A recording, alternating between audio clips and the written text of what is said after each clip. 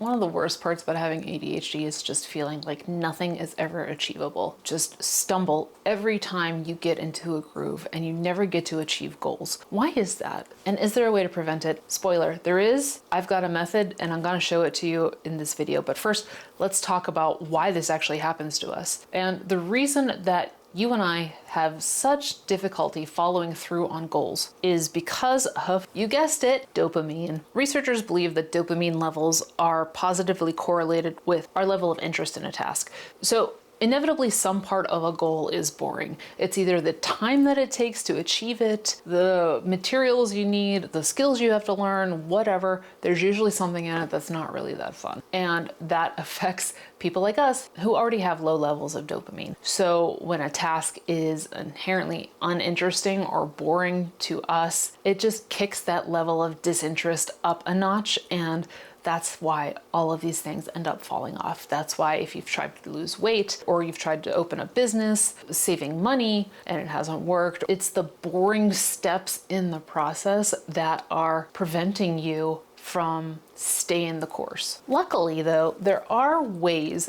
you can achieve any goal you want. And that's what I'm gonna show you in this 6-step method. You know what? I wrote a book, and full disclosure, I did not promote the book. It was more of just a goal that I wanted to achieve, which I realize I'm just talking about in a goal achievement video. And I noticed I was having trouble sitting down at my desk and writing. It was a block for me. And that's what I realized, that if I wanted to achieve this goal of writing my book, I had to change my environment and I had to make it more conducive. I actually ended up writing my entire book while sitting on my couch with my iPad, not with my stupid, ridiculous, expensive Mac or my monitors or my key, like none of that. It was all too much and all too overwhelming for me because, I don't know, maybe there's too much clutter there or something, or maybe it was because of like the intimidation factor of I have to work there and I don't want to write there. I don't know. That's a therapy session for a later time. But I noticed that when I was able to sit on my couch with my iPad and right there, I was able to just bang out chapters like nobody's business. And that's the first part of my method, is to change the environment that you are trying to achieve this goal in. I know for some people that's easier said than done, especially if you have a small space or things like that, but there are still ways you can switch around your environment to make it easier to separate that block and turn your environment into a more novel space that allows you to work on that goal. And once I was able to sit down and get to work on that book, I realized that another reason I was shutting down all the time was because it felt like such a big task for me. Writing a book was a goal I had for such a long time. It was something that was really important to me. And so it had a lot of gravitas to it. And you would think that's good, but for someone with dopamine levels and overwhelm issues, it just became a big problem too fast. And so what I found was more successful than thinking about the entire goal was breaking it up into pieces. And I know you've heard that before, but I mean it a little bit differently. What I mean instead is, instead of like the, oh, well, let's just break this up into little chunks and it'll be great. That doesn't work for me. I don't know if it works for you. If it does, awesome, you can skip this step. If it doesn't, what I found was more beneficial was to think about what seems interesting about this project today that I can work on. Some days it was a different chapter. Some days it was the book design. There were so many moving pieces to all of it that I was able to find something every day different that kept me going to finally finish that book. And I couldn't do it if I hadn't set myself up for success. And I don't mean changing the environment or breaking it up into tasks. I mean getting that baseline of, I don't know, just getting that baseline. And what gave me that baseline was taking my medication, going to therapy, protecting my mental health, and prioritizing my mental health.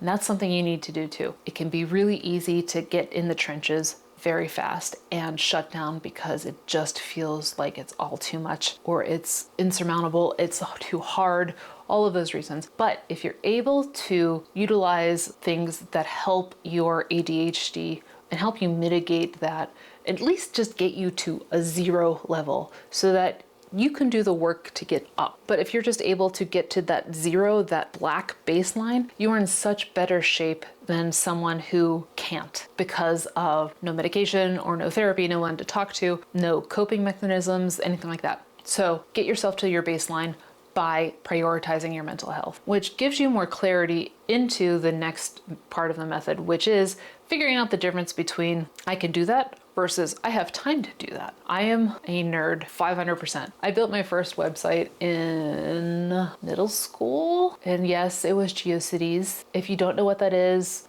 just accept that I'm old and you're not. It was a Tori Amos fan site, and I've been building websites ever since. So consequently, I know a lot about CSS and WordPress, e-commerce, building, that kind of stuff. Like I'm pretty good at that. However, I rarely will do that myself. I can build a website or an e-commerce site or things like that, but I won't because my time is better suited doing the things that actually matter for the business. Not that a website doesn't matter, but business strategy matters more. Invoicing my clients matters more. Someone else can do the website build. I have to focus on the things that matter most. And so that is the part that I want you to realize, is that you need to outsource the boring shit. Even if you can do it, your time is better spent doing the things that actually matter, not the boring, tedious stuff. Remember, there's a difference between I can do it and I have time to do it. But a lot of us will think that, you know, I got a little bit of time. Let me go check Reddit